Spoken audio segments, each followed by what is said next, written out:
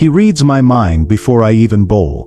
These weren't the words of some average player, they came from Shane Warne, widely considered cricket's greatest bowler of all time. The man who earned this extraordinary praise. Carl Hooper, cricket's forgotten genius, whose story will leave you questioning everything you thought you knew about greatness. Imagine walking away from fame and fortune at the absolute peak of your powers, only to return years later and make even more history. Imagine being so gifted that the sport's fiercest competitors called you their greatest challenge. Today we reveal the untold story of Carl Hooper, the quiet master whose gentle smile concealed a competitive fire that burned brighter than most ever realized. By the end of this journey you'll understand why true greatness doesn't always shout, sometimes it simply flows with grace. Under the scorching sun of Georgetown, Guyana, a skinny boy with remarkably quick hands and unusually sharp eyes was learning to play cricket in ways that defied convention. Born on December 15, 1966, Carl Llewellyn Hooper wasn't like the other children in his neighborhood. While most young players in the Caribbean tried to hit the ball as hard as possible, emulating the power hitters who dominated West Indies cricket, Carl was fundamentally different. He played with a smoothness that made even the most difficult shots look effortless. In the narrow streets where he grew up, cricket wasn't just a game, it was everything. Kids played with whatever they could find: tennis balls wrapped in electrical tape, makeshift bats carved from old wood, and pure unbridled joy. But even among the naturally gifted children of cricket-obsessed Guyana, Carl stood out dramatically. His talent wasn't raw power, it was something more elegant, more refined, almost artistic. When he played, people stopped their daily activities to watch. The way he holds the bat, one old coach remarked with wonder in his eyes, it's like he was born with it in his hands. The Hooper family recognized Carl's exceptional talent early. His father, a dock worker with calloused hands but gentle encouragement, would spend precious evenings after grueling shifts bowling to his son in their modest backyard.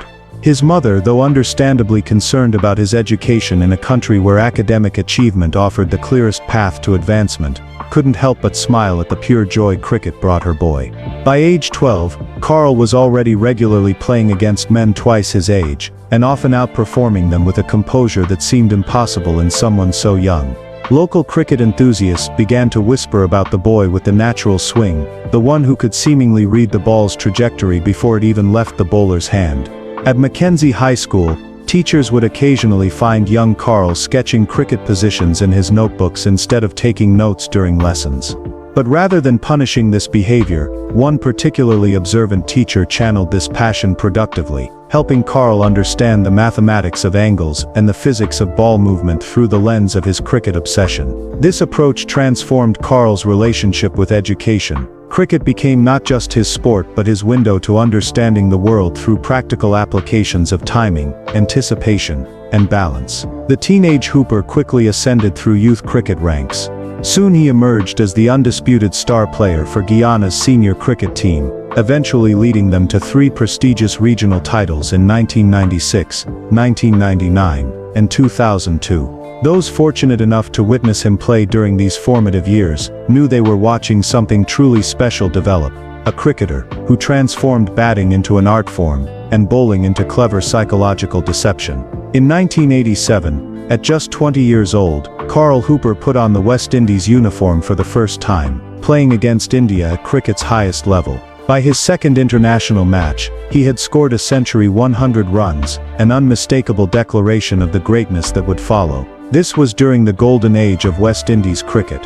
The team boasted superstars like Gordon Greenidge, Desmond Haynes, Courtney Walsh, and Malcolm Marshall, men who were legitimately feared across the cricket world for their devastating abilities. Yet even among these towering figures of the sport, Hooper quickly carved out his unique place. While others relied on intimidating power, he employed mesmerizing skill.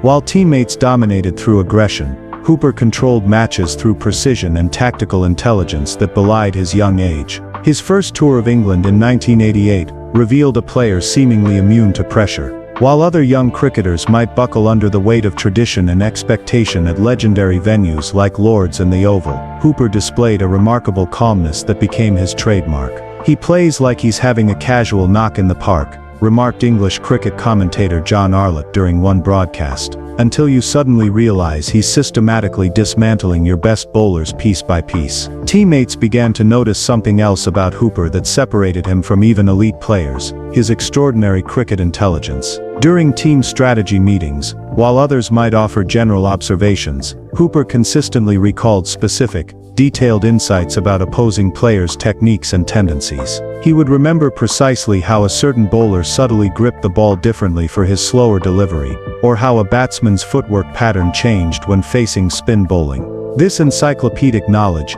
combined with his natural physical gifts, made him an invaluable team resource long before he formally assumed a leadership role. The early 1990s saw Hooper begin to truly shine on the world stage. In 1991, he scored an elegant 111 runs at Lord's Cricket Ground in England, a venue reverentially known as the home of cricket.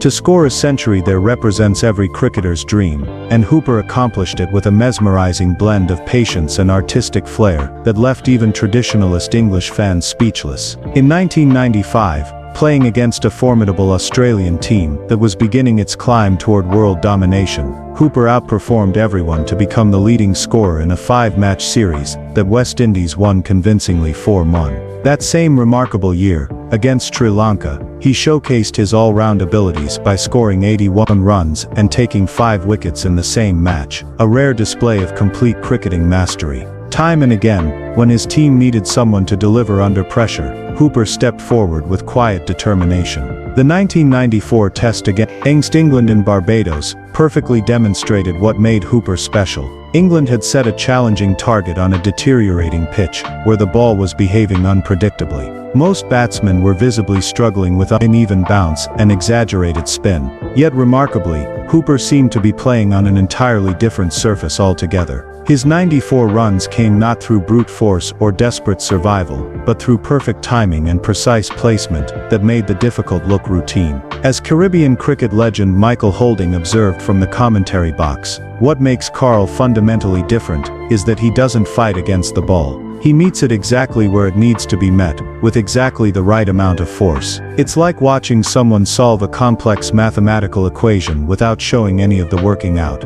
His bowling, too, had evolved from an occasional useful contribution to an essential team weapon. Using subtle variations in flight and pace that were nearly imperceptible to viewers, but devastatingly effective, Hooper could entice overconfident batsmen into false shots when they least expected danger. His innocuous-looking off-spin deliveries regularly broke stubborn partnerships that had successfully withstood the fearsome West Indian pace attack, a testament to his deep cricketing intelligence and deceptive skill. But Hooper's journey wasn't always smooth or straightforward. In his first 38 Test matches, the longest and most prestigious form of cricket, he averaged just over 26 runs per innings, significantly below what someone of his extraordinary talent should achieve. Fans and cricket experts began to question his commitment and mental toughness. Was he just another player with flashy style but no substance? Could he ever truly fulfill his obvious potential and achieve greatness? These persistent critics were emphatically silenced in 1993, when Hooper scored a massive career-defining 178 runs against Pakistan's world-class bowling attack. This breakthrough performance marked a clear turning point in his career trajectory. From that moment forward, he nearly doubled his scoring average, to an impressive 45.60 runs per innings, over his next 58 matches. Hooper had finally found the consistency to match his undeniable natural skill. Perhaps the harshest criticism came from those who fundamentally misinterpreted his demeanor. Because Hooper made extraordinarily difficult cricket skills look effortless, some mistakenly confused his natural grace for laziness, or lack of effort. When he occasionally failed, critics would point to his relaxed demeanor as supposed evidence that he didn't care enough about his performance or the team's results. What these critics completely missed were the unseen hours of dedicated practice, his meticulous attention to equipment maintenance, and the intensive mental preparation that happened far away from cameras and spectators. His teammates knew the truth was entirely different. Fast bowling legend Curtly Ambrose once defended him, saying, "Karl feels every dismissal, every loss, every missed opportunity deeply. He just doesn't show it outwardly like the rest of us. His calm face hides a warrior's heart." West Indies cricket has historically been played with demonstrative passion, with emotion proudly worn on the sleeve for all to see. Hooper's cooler, more composed approach sometimes made him seem slightly out of place in a team known for its expressive celebration and intimidating presence. Yet this remarkable emotional control was perhaps his greatest psychological strength, allowing him to make clear logical decisions under immense pressure when others might succumb to the overwhelming intensity of the moment. Hooper's brilliance wasn't confined to international cricket or his Caribbean homeland. In 1992, he joined Kent in the prestigious English County Cricket League, where sophisticated fans quickly fell in love with his graceful style and technical perfection. In 1994, he topped the AXA League batting charts with an impressive 773 runs. Against Glamorgan, he once scored an astonishing 236 runs without getting out, a masterclass in batting technique and concentration that cricket coaches still reference today. But Hooper was never just a specialist batsman. In 1998, demonstrating his all-round value, he took 7 wickets for just 93 runs, showing he could single-handedly bowl out entire opposition teams with his deceptively dangerous off-spin. That same memorable year, he won the prestigious Walter Lawrence Trophy for batting excellence. Later in 2003, after joining Lancashire County, Hooper achieved historic distinction by becoming only the second player ever to score centuries against all 18 English county teams, a testament to his remarkable consistency and adaptability to all conditions and bowling attacks. By the conclusion of his county cricket career, the authoritative cricket publication Wisden had named him Kent's greatest overseas player ever. Extraordinary praise for a man who brought Caribbean magic to English shores. The structure of county cricket perfectly suited Hooper's methodical approach to the game. The English season's rhythm, with matches played almost daily, rather than with long breaks between international fixtures, allowed him to settle into a performance groove that international cricket's more fragmented schedule sometimes prevented. His Kent teammates were particularly struck by his thoroughly professional approach to preparation. He was consistently among the first to arrive at practice sessions, meticulously working on specific aspects of his game that most observers wouldn't even notice needed refinement. One Kent coach recalled with admiration, "Carl could identify a minor flaw in his technique from the feel of a single shot, before any of our trained staff could even spot it on slow-motion video. Then he'd work methodically, repetitively, until it was completely corrected." English playing conditions, with their green moisture-retaining pitches and atmospheric conditions favoring swing bowling, presented fundamentally different challenges from the sun-baked, bouncy surfaces of the Caribbean. Yet Hooper adapted his game brilliantly, developing enhanced defensive technique while maintaining his natural attacking flair. Dedicated Kent supporters would travel considerable distances just to watch him bat, knowing they might witness something truly special. A perfectly executed Hooper cover drive, perhaps, or one of his effortless lofted drives that seemed to momentarily defy gravity itself. Then came the moment that genuinely stunned the entire cricket world. In 1999, just 3 weeks before the World Cup, cricket's biggest global tournament, held every 4 years, Carl Hooper suddenly announced his immediate retirement from all international cricket. Nobody saw this bombshell coming. Here was a player still clearly in his prime at 32, still capable of match-winning brilliance, voluntarily walking away from the game's biggest stage. People throughout the cricket world had questions. Was he secretly burned out, unhappy with team management, dealing with undisclosed personal problems? Whatever the deeply personal reason, it seemed the cricket world had lost one of its most elegant performers forever. In rare interviews during this self-imposed exile period, Hooper offered only brief glimpses into his thought process behind the decision. "Cricket is important, but it's not everything in life," he told one persistent Caribbean journalist, who tracked him down to his new home in Adelaide, Australia. "There comes a time when a man needs to seriously think about what kind of life he wants beyond the boundary rope." For Hooper, that life increasingly centered on family, his wife Constance, and their growing children. Having spent countless years traveling the global cricket circuit, missing birthdays, anniversaries, and daily family moments, he made the countercultural choice to prioritize being consistently present for the everyday experiences that most professional athletes must routinely sacrifice. This decision revealed another dimension to Hooper's character, his unusual willingness to make difficult choices that directly contradicted sporting convention and public expectation. In Caribbean cricket culture, where national sporting heroes are deeply revered, and representing the West Indies is considered the highest possible honor, walking away voluntarily at the peak of your powers was almost unheard of,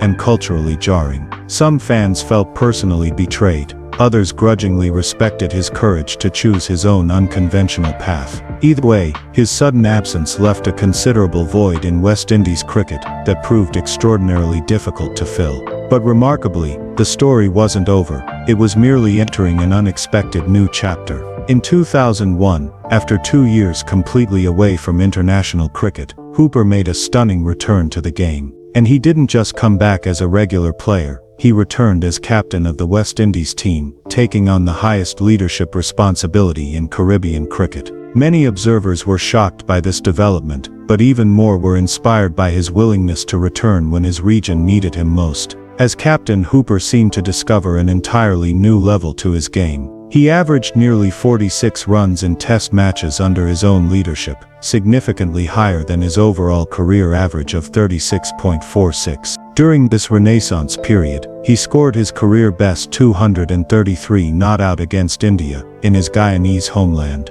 a legendary performance that had his home crowd on their feet throughout, and emphatically reminded the cricket world exactly what they had been missing during his absence. His return wasn't just about improved personal statistics, it was about renewed purpose. The West Indies team that Hooper rejoined was in challenging transition, struggling to maintain the global dominance they had enjoyed in previous glorious decades. Young, talented but inexperienced players urgently needed guidance. The team desperately needed stabilizing leadership. Hooper provided both in his uniquely understated way. Teammates from this period consistently speak of his quiet but firm leadership style. He rarely delivered dramatic motivational speeches or public reprimands like many captains. Instead, he would have thoughtful individual conversations, offering specific technical and tactical advice carefully tailored to each player's unique needs and personality. Former West Indies coach Roger Harper observed that Hooper's captaincy had a noticeably calming effect on a team previously filled with anxiety.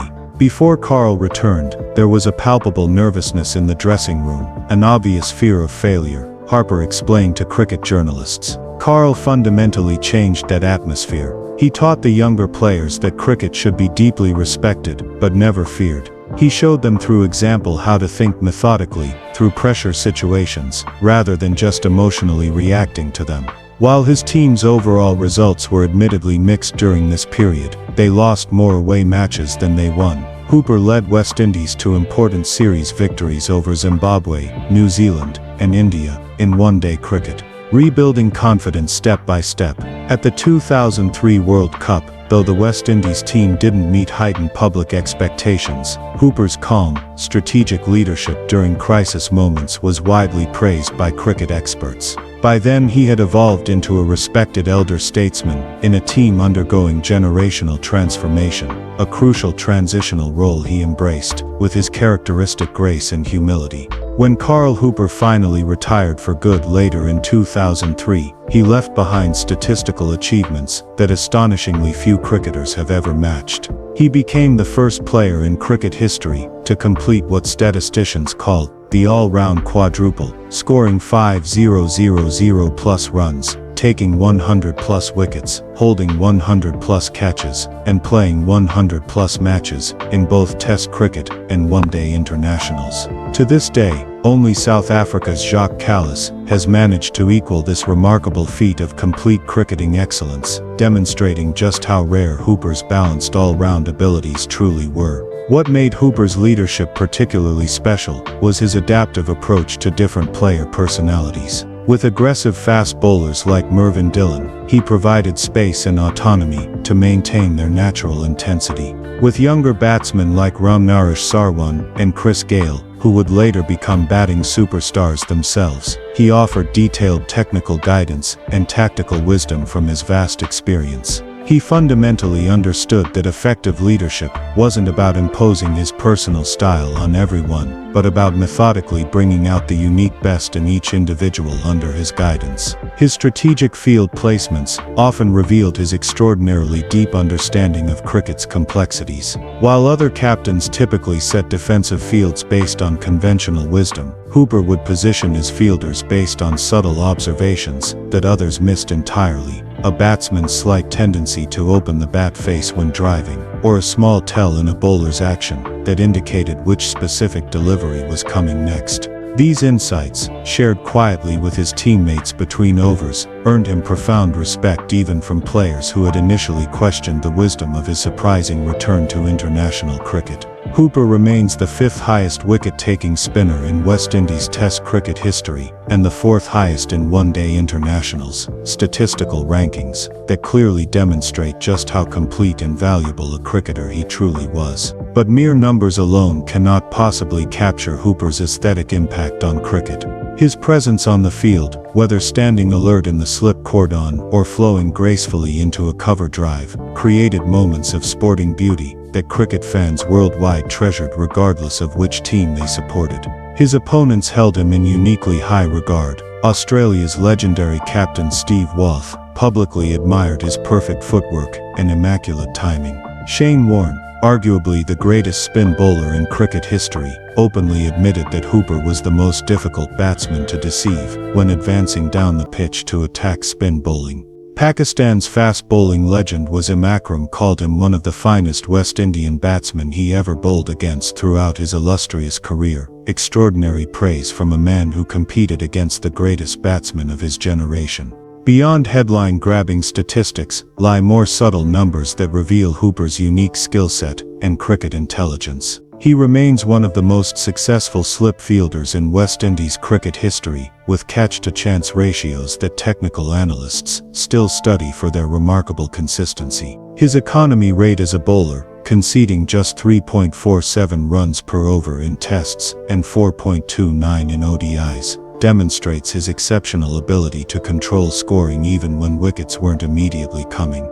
Perhaps most tellingly, his strike rotation percentage, how frequently he turned over the strike to maintain scoring momentum, was among the highest of his era, showing sophisticated cricketing intelligence that valued team scoring progress over personal statistical milestones. Long before his final retirement from cricket, Hooper had made Adelaide, Australia, his permanent family home. There, with his supportive wife Constance, affectionately called Connie, and their children, he found a peaceful life away from the relentless pressure and scrutiny of international sport. Constance, who brought professional experience from her background in advertising, became actively involved in their family business ventures, successfully managing a chain of specialty coffee shops across Adelaide.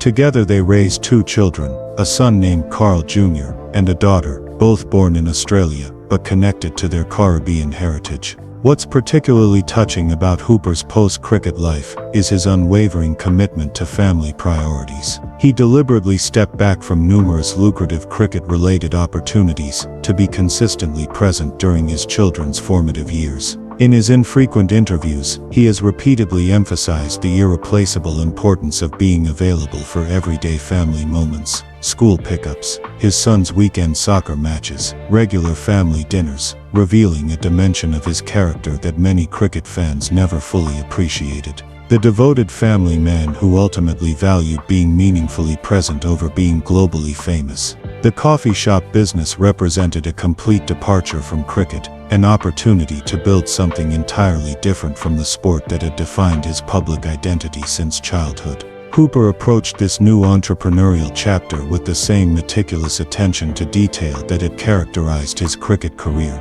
From personally selecting coffee bean suppliers to training baristas in precise techniques, he immersed himself completely in mastering this entirely new craft. Customers would occasionally recognize him, leading to impromptu cricket discussions over expertly prepared cappuccinos. But more often, he was simply Carl, the friendly coffee shop owner, attentive, quality-focused, and building a successful business far removed from cricket stadiums. Hooper has also made deliberate efforts to ensure his children understand both their. As we observe modern cricket, Increasingly dominated by power-hitting, aggressive personalities, and commercial spectacle, there remains much to learn from Hooper's contrasting approach that genuine sporting greatness can exist in subtlety and precision, that lasting impact doesn't necessarily require constant noise and self-promotion, and that sometimes the most profound influences in sport are those who speak softly but carry masterful technical skills with both bat and ball.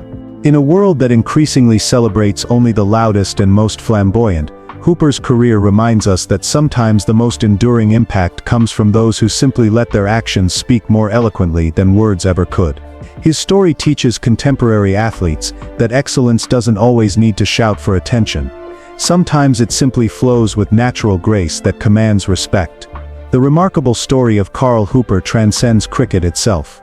It offers universal lessons about finding beauty in subtlety, discovering strength in gentleness, and achieving greatness through humility, rather than self-promotion. It's about having the courage to walk away from fame when personal values demand it, and the integrity to return on your own terms when duty calls.